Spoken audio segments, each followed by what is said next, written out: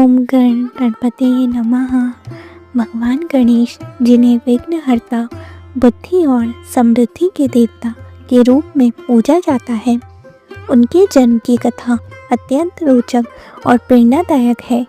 ये कथा हमें माता पिता की भक्ति, कर्तव्य परायणता और शक्ति के सही प्रयोग की सीख देती है।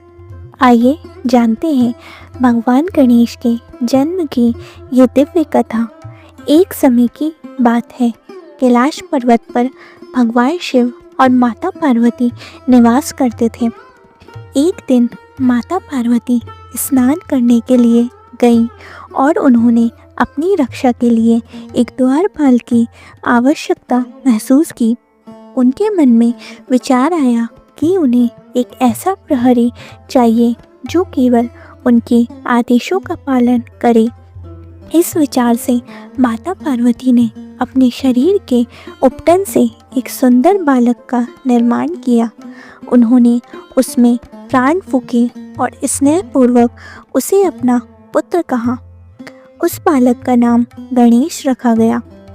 माता पार्वती ने गणेश जी को आदेश दिया कि जब तक वे स्नान कर रही हूँ, कोई भी भीतर न आए। गणेश जी माता के प्रति पूर्ण निष्ठा रखते थे, इसलिए उन्होंने ये आदेश सहर्ष स्वीकार कर लिया। थोड़ी देर बाद भगवान शिव वहाँ आए और महल में प्रवेश करना चाहा, लेकिन गणेश जी ने उन्हें रोक दिया।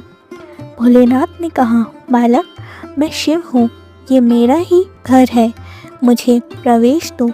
परंतु गणेश जी अपनी माता की आज्ञा का पालन कर रहे थे।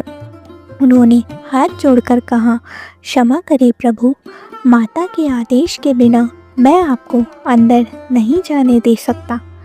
भगवान शिव ये देखकर विस्मित हो गए कि ये बालक कौन है जो उन्हें ही रोक रहा है। शिवजी ने समझाने की बहुत कोशिश की, लेकिन गणेश जी अपनी जगह अडिग रहे।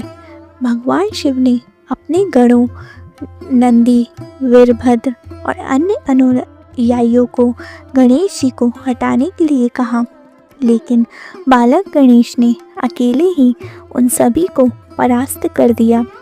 ये देखकर भगवान शिव को क्रोध आ गया। अब स्वयं महादेव ने त्रिशूल उठाया और गणेश जी को युद्ध की चुनौती दी। गणेश जी ने भी अपने परशु को उठाया और महादेव से लोहा लेने लगे। अंततः शिवजी ने अपने त्रिशूल से गणेश जी का शीश काट दिया। जैसे ही गणेश जी गिर पड़े, समस्त कैलाश पर्वत कांप उठा। माता पार्वती जब बाहर आई और ये दृश्य देखा तो उनके क्रोध की कोई सीमा ना रही। माता पार्वती ने रोते हुए कहा, हे महादेव, आपने मेरे पुत्र को क्यों मारा? यदि उसे पुनः जीवित नहीं किया गया तो मैं संपूर्ण सृष्टि को नष्ट कर दूंगी। देवता, ऋषि मुनि और भगवान विष्णु भी वहाँ उपस्थित थे। सभी ने भगवान शिव से समाधान निकालने का अनुरोध किया। भगवान शिव ने पार्वती को शांत करने के लिए कहा, हे देवी, आपका पुत्र अमर रहेगा, मैं इसे पूर्ण जीवन दूंगा। भगवान शिव ने अपने गणों को आदेश दिया कि वह उत्तर दिशा में जाएं और जो पहला जीव उन्हें मिले उसका सिर ले आए। उनके गणों को एक हाथी मिला और वे उसका सिर लेकर आए। भगवान शिव ने उस सिर को गणेश के धड़ पर स्थापित कर दिया और अपने दिव्य मंत्रों से उन्हें पुनर्जीवित कर दिया। माता पार्वती ने अपने पुत्र को पुनः जीवित देखकर हर्ष से भगवान शिव को धन्यवाद दिया। भगवान शिव ने गणेश जी को आशीर्वाद दिया, हे पुत्र, आज से तुम प्रथम पूज्य होगे। किसी भी शुभ कार्य से पहले तुम्हारी पूजा की जाएगी। तुम समस्त विघ्नों के नाशक और बुद्धि के देवता माने जाओगे। तभी से गणेश जी को विघ्नहर्ता कहा जाने लगा। हर शुभ कार्य से पहले उनकी पूजा की जाती है। ये कथा हमें सिखाती है कि माता पिता की आज्ञा का पालन सर्वोपरि होता है और सच्ची भक्ति से हर विघ्न दूर किए जा सकते हैं। तो भक्तों, जब भी आप भगवान गणेश का स्मरण करें, उनका आशीर्वाद आपके जीवन में समृद्धि और सुख लाए।